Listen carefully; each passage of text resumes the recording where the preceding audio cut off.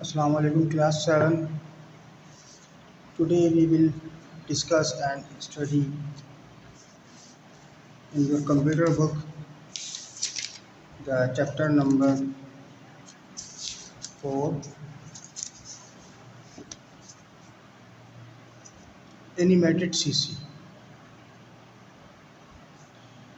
Animated animation को समझने से पहले आप ये समझ लीजिए कि एनिमेशन क्या होती है। देखिए, एनिमेशन एक ऐसी ग्राफिक्स को कहते हैं जिसके अंदर आपके ग्राफिकल कंटेंट मूव कर रहे हो। यानी कि जैसे आपने अपना कोई फ़ोटो अपने कंप्यूटर पर या किसी और डिवाइस पर ओपन किया तो आप देखते हैं कि वो फ़ोटो एक स्टैटिक हालत में जैसा था आखिर तक वैसा ही रहता है, क्योंकि वो स्टैटिक हालत में है। स्टैटिक से मुराद ये है कि वो हरकत नहीं कर सकता, मूव नहीं कर सकता, उसके अंदर किसी भी किस्म की मूवमेंट नहीं हो सकती, उसके अंदर किसी भी किस्म की मल्टीमीडिया इस्तेमाल नहीं हो सकता। लेकिन याद रखिए कि एक और टाइप की भी ग्राफिक्स होती है जिसे हम एनिमेशन कहते हैं, यानी कि डायनामिक ग्राफिक्स जो तब्दील होती रहती है। आप उसको हर लम्हा तब्दील कर सकते हैं, आप उसको हर मिनट पे तब्दील कर सकते हैं, उसको आप मुख्तलिफ certain periods of time you can change the content of the graphics. तो ऐसी ग्राफिक्स को हम बोलते हैं एनिमेटेड ग्राफिक्स। एनिमेटेड सीसी से मुराद ये है creative cloud. Creative cloud actually ये एनिमेशन का कॉन्सेप्ट जो है वो सही मानों में बिल्कुल अच्छी तरह जो पब्लिक के दुनिया के सामने आया है वो आया है 2015 में। 2015 से पहले भी एनिमेशन होती थी, किसी हद तक लोग भी काम करते थे, लेकिन जब से इस एनिमेशन को इंडस्ट्री बनाया गया है तो जो कंपनीज़ हैं, मुख्तलिफ़ कंपनीज़ हैं, जैसे एडोब है, जैसे मैक्रोमीडिया है, माइक्रोसॉफ्ट भी किसी हद तक है, तो इन लोगों ने मिल के मुश्तरका तौर पर एक क्लाउड तरतीब दिया है ग्राफिक्स डिज़ाइन करने वालों के लिए, ग्राफिक्स सॉफ्टवेयर को सपोर्ट करने के लिए। यानी उसके अंदर डिफरेंट टेक्नोलॉजीज़ जो है वो उस क्लाउड के साथ काम कर रही होती हैं। क्रिएटिव क्लाउड, तो उस क्लाउड के ज़रिए जब आप उस क्लाउड से अटैच्ड किसी सॉफ्टवेयर को इस्तेमाल करते हैं तो उस क्लाउड के अंदर मौजूद टेक्नोलॉजीज़ जो हैं वो आपके सॉफ्टवेयर के थ्रू आपके काम में नज़र आती हैं। बहरहाल, आज हमारा जो कुछ टॉपिक्स हैं इस चैप्टर के अंदर जो हमें डिस्कस करने हैं, सबसे पहले हमारा टॉपिक है टाइमलाइन। What is timeline?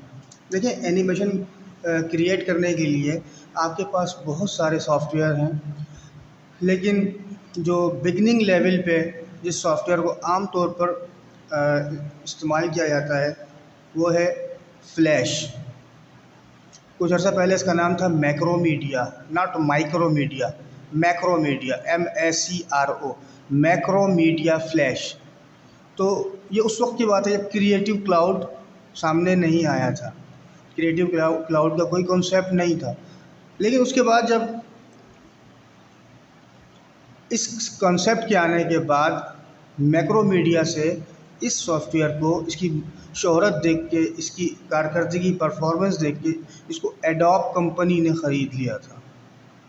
एक और आर्टिकल में मैंने पढ़ा था कि पूरी मैक्रोमीडिया कंपनी को ही ख़रीद लिया था उसको।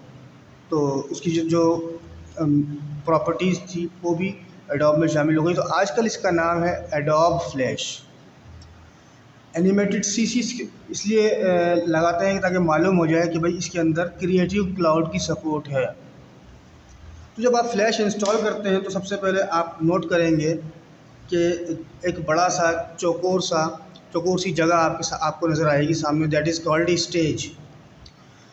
तो वो स्टेज एक्चुअली आप अपनी ग्राफिक्स कंटेंट को ओपन करने के लिए, उस पर ऑपरेशन परफॉर्म करने के लिए आप जिस जगह को इस्तेमाल करते हैं अपनी ग्राफिक्स को रखने के लिए, तो वो जगह स्टेज कहलाती है। आप स्टेज से थोड़ा सा नीचे देखेंगे तो आपको इस शक्ल की आपको ये शक्ल नज़र आएगी। इस पैनल को हम कहते हैं टाइमलाइन पैनल। टाइमलाइन करता क्या है, ये बड़ा इंपॉर्टेंट है, एनिमेशन के अंदर बड़ा इंपॉर्टेंट है। The timeline is the area where you decide the sequencing and timing of the various graphics and other elements। देखिए, आपको एनिमेशन जनरेट करनी है, आपको एक कुछ ग्राफिक्स कंटेंट की मूवी क्रिएट करनी है। तो वहाँ पर जब स्टेज पर आप एक एक करके अपने तमाम ऑब्जेक्ट खोलते हैं, तो हर ऑब्जेक्ट को कितनी टाइम देना है, कौन सी तरतीब देनी है, और कितनी देर के बाद दूसरा ऑब्जेक्ट सामने आना है और पहला ऑब्जेक्ट हट जाना है, या पहले ऑब्जेक्ट को भी रुकना है। ये तमाम चीज़ें आप टाइमलाइन पर डिसाइड करते हैं। टाइमलाइन बहुत इम्पोर्टेंट है, ये आपके ऑब्जेक्ट की सीक्वेंसिंग और आपके ऑब्जेक्ट की जो सेटिंग है वो बनाता है। दूसरा कॉन्सेप्ट है हमारे पास layers. In graphics, especially in animated graphics, the concept of layer is very important। इसके बगैर याद रखिए कि स्टैटिक ग्राफिक्स में, यानी कि तस्वीरी जो ग्राफिक्स होती है जिसमें सिर्फ आप फोटोज़ पर ऑपरेशन परफॉर्म कर रहे होते हैं, वो मुमकिन है कि उस पर बग़ैर लेयर के काम हो जाए, लेकिन बहुत मुश्किल होती है, बहुत मुश्किल होती है। अगर आप बग़ैर लेयर क्रिएट किए अपने फ़ोटो को भी ऑपरेट कर रहे होंगे, यानी कि अगर फॉर एग्ज़ाम्पल आपने अपनी जो आई कलर है वो ग्रीन करना है, तो आप अगर लेयर के बगैर ये काम करेंगे तो याद रखिए कि चांसेस ऑफ एरर्स बहुत ज़्यादा हो जाते हैं। अब किसी शख्स की अगर फॉर एग्ज़ाम्पल बाल छोटे करने हैं, उसके बाल बड़े हैं, या उसके बाल को बड़ा शो करना है, तो इसके लिए भी आपको लेयर जनरेट करनी पड़ती है अपने काम की आसानी के लिए।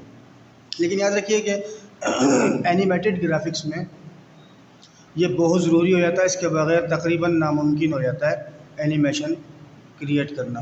तो ये लेयर होती क्या है? Layer can be thought of as transparent sheets। Layer allow us to organize and manage the entire work of separating the current of a movie into manageable size।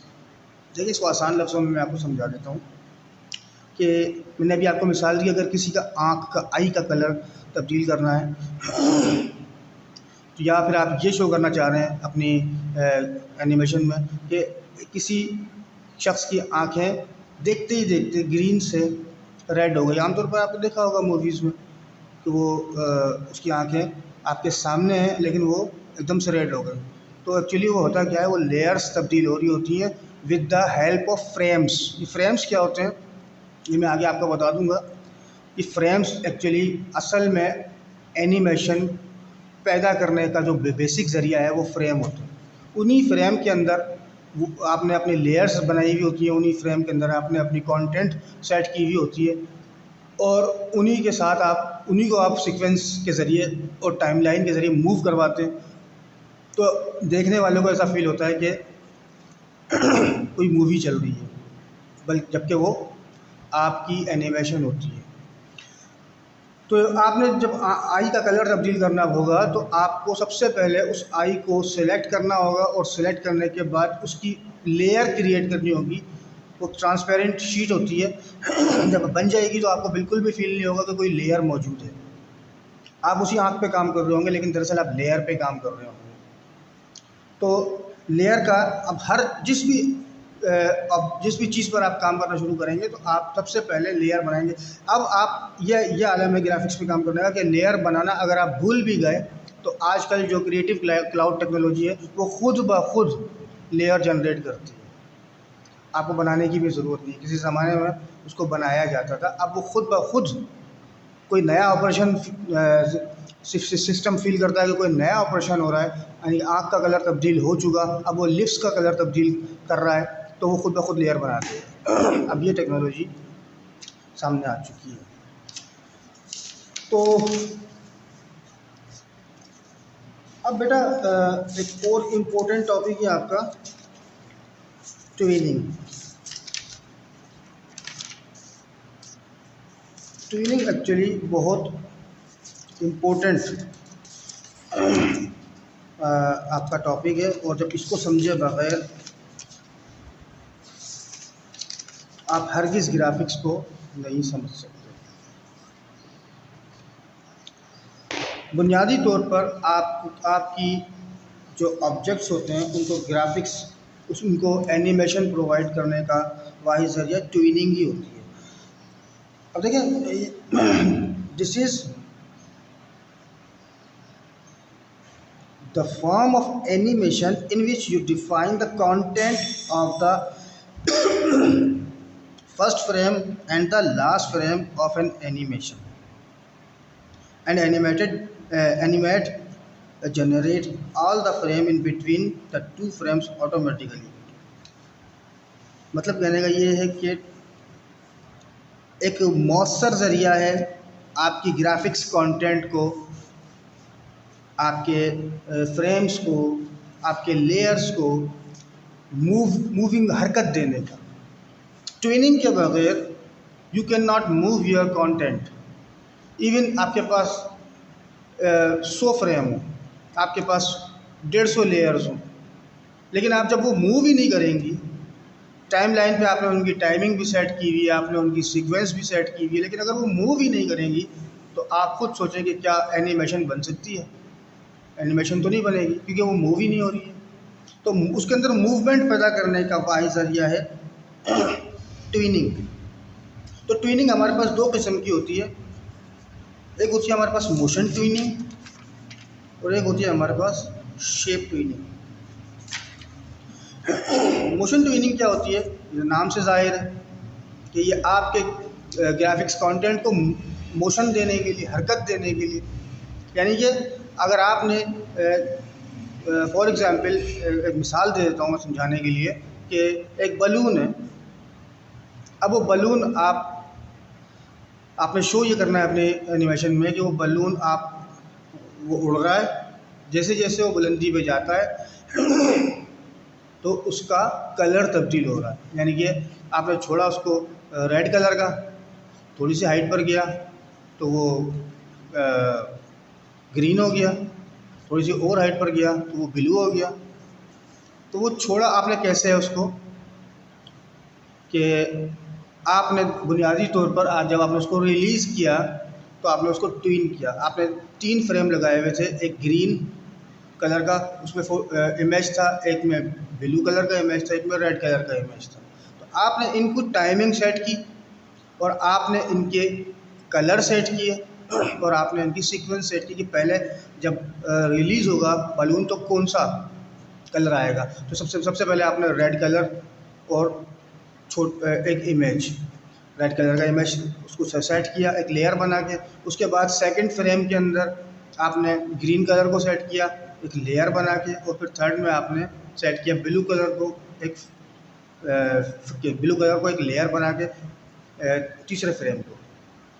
तो अब आप जब इसको प्ले करेंगे, इसको चलाएंगे, तो आप देखेंगे कि आपको ख़ुद ये फील होगा कि आपका बलून ऊपर की जानिब जा रहा है, क्योंकि आपने फ्रेम की सेटिंग ही ऐसी बनाई है कि उसके अंदर आपने डायमेंशन बॉटम टू टॉप दी हुई है। आप टॉप टू बॉटम भी दे सकते हैं कि आपको बलून आप ऐसे भी कर सकते हैं कि वो ऊपर से नीचे आ जाए, दाएं से बाएं चला जाए, ये भी पॉसिबल है। उसके अंदर डायरेक्शन आप खुद सेट कर सकते हैं, लेकिन हमने मिसाल दी है अपवर्ड जाने की। तो ये मुमकिन है मोशन ट्विनिंग से। सिमिलरली शेप ट्विनिंग, नाम से ज़ाहिर है, आप खुद नाम पर गौर करेंगे तो आपको अंदाज़ा हो जाएगा, क्योंकि ट्विनिंग आप समझ चुके हैं। तो शेप ट्विनिंग ज़ाहिर है ऑब्जेक्ट का शेप तब्दील कर देगी। अगेन वही मिसाल दूंगा बलून वाली। अब आपने उस बलून को ज़रा उस बलून की मिसाल को किसी और अंदाज में समझना। When you release the balloon, उसका साइज़ बहुत बड़ा था, तो आपने शेप ट्रेनिंग इस्तेमाल करनी है। आपने फ्रेम के अंदर एक बड़े बलून का इमेज लिया, उसको आपने नंबर वेरी फर्स्ट पे रखा, उसकी सीक्वेंस ये रखी, टाइम सेट कर दिया उसका। सेकंड में, क्योंकि अब सेकंड फ्रेम तक जब तक आपकी वीडियो पहुंचेगी तो बलून काफ़ी ऊपर जा चुका होगा, तो ऊपर जाकर हमारी साइड से वो थोड़ा सा छोटा ही लगेगा, थोड़ा सा डिफरेंस। तो आपने उसके बाद आपने सेकंड फ्रेम के अंदर लेयर बनाई, और लेयर के अंदर आपने जो बलून का जो एक और इमेज है थोड़े छोटे साइज़ का, वो आपने रख लिया। उसके बाद वो थर्ड फ्रेम और फोर्थ फ्रेम में मज़ीद छोटा कर करके उसका यानी कि शेप तब्दील कर करके आपने उसको रख दिया। अब जब आप इसको मूव करेंगे तो शेप ट्यूनिंग के ज़रिए मूव करेंगे, तो आपने जिस शेप के अंदर कंटेंट को रखा है उस शेप को निखारने के बाद, उसकी फिनिशिंग बनाने के बाद शेप ट्यूनिंग जो है वो उसको मूव करती है, और आप जब उसको प्ले करेंगे तो आपको लगेगा कि वाकई साइज़ तब्दील हो रहा है। That is shape tuning. Okay, now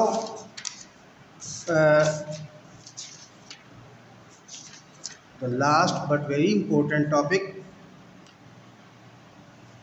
tint. Tint operation. फिर टिंट क्या करता है? This option let us change the colour of the instance. Instance कहते हैं वो उस ऑब्जेक्ट को जो आपने लिया है उसका कलर चेंज करने के लिए आमतौर पर इस्तेमाल होता है। The tint property let you select any colour to mix with the original colour. मैं आपको समझाता हूँ इसको आसानी से। फॉर एग्जाम्पल, आपने एक फूल लिया जो आपने शो किया कि वो फूल हिल रहा है, हवा से वो हिल रहा है। अब आप ये चाह रहे हैं कि इस फूल के अंदर खूबसूरती बढ़े, तो आप टिंट ऑपरेशन को परफॉर्म करेंगे। टिंट ऑप्शन को आप इस्तेमाल करेंगे। उस टिंट ऑपरेशन का बुनियादी काम क्या है कि वो आपके फूल के कलर को तब्दील करेगा। थोड़ी देर के बाद वही फैक्टर आ गया, टाइमिंग आप सेट करेंगे टाइमलाइन से, यानी कि अब आपने वही फ्रेमिंग करनी है, वही लेयर्स बनानी है टिंट के साथ, लेकिन अब वो slowly and gradually colour change करेगा, एकदम से फ्रेम तब्दील नहीं होगा। याद रखिएगा कि एक फ्रेम उसके बाद दूसरा फ्रेम तो वो कलर एकदम से रेड से ग्रीन हो जाएगा, ऐसा नहीं होगा। टिंट के अंदर वो कलर इस तरह slowly and gradually Aahista Aahista तब्दील होगा कि वो फील ही नहीं होगा कि ये कलर चेंज हो रहा है। मिसाल के तौर पे रेड से ऑरेंज कलर का कोई बलून है, तो आपने उसको टिंट ऑप्शन परफॉर्म किया, तो आपने उसमें 2 या 3 कलर शो कराने पड़ते हैं। तो भाई पहले ओरिजिनल फ़ोटो तो मेरा रेड कलर का है, आफ्टर टिंट वो ऑरेंज हो जाएगा, और उसके बाद ऑरेंज के बाद फिर वो फॉर एग्ज़ाम्पल ब्लू हो जाएगा। तो आपने 3 कलर्स को टिंट के ज़रिए उसके अंदर इस्तेमाल करना है। तो याद रखिए, एक चीज़ होती है ग्राफिक्स में ओपेसिटी, इसका जिक्र नहीं है आपकी बुक में, लेकिन मैं आपको समझाता हूँ ताकि आपको टिंट समझ में आए। एक्चुअली ओपेसिटी क्या करती है, आपने अक्सर देखा होगा मूवीज़ में कि हॉरर मूवीज़ में कि वो एक आदमी है, वो खड़ा हुआ है और वो अचानक से डिसअपियर हो गया, गायब हो गया। अचानक से गायब हो गया, या तो यूँ दिखाते हैं कि अचानक गायब हो गया, या दिखाते हैं कि आहिस्ता आहिस्ता वो तहलील हो गया, हवा में डिज़ोल्व हो गया। Actually this is called opacity. वो इंसान के इमेज की ओपेसिटी को स्लोली एंड ग्रेजुअली डिक्रीज़ कर रहे होते हैं, और जब वो ज़ीरो पे चली जाती है तो वो ऑब्जेक्ट ही, आप नोट करेंगे फ्लैश में कि वो ऑब्जेक्ट ही गायब हो जाता है, होता है लेकिन नज़र नहीं आता। तो ये टिंट ऑपरेशन स्लाइटली ओपेसिटी को किसी हद तक कंट्रोल कर रहा होता है। तो आहिस्ता आहिस्ता रेड कलर की ओपेसिटी कम होती एकदम से ऑरेंज कलर जो आपने दिया हुआ होगा वो ऑरेंज कलर पे आ जाएगी। उसके बाद जो उसकी ओपेसिटी आहिस्ता आहिस्ता तब्दील होगी और फिर वो नीले कलर पे आ जाएगी, ब्लू कलर पे आ जाएगी। तो टिंट ऑपरेशन ये काम परफॉर्म करता है। जब आप इसको परफॉर्म करने के बाद अपने कंप्यूटर पर चेक करेंगे, चलाएँगे, आपको बहुत खूबसूरत लगेगा।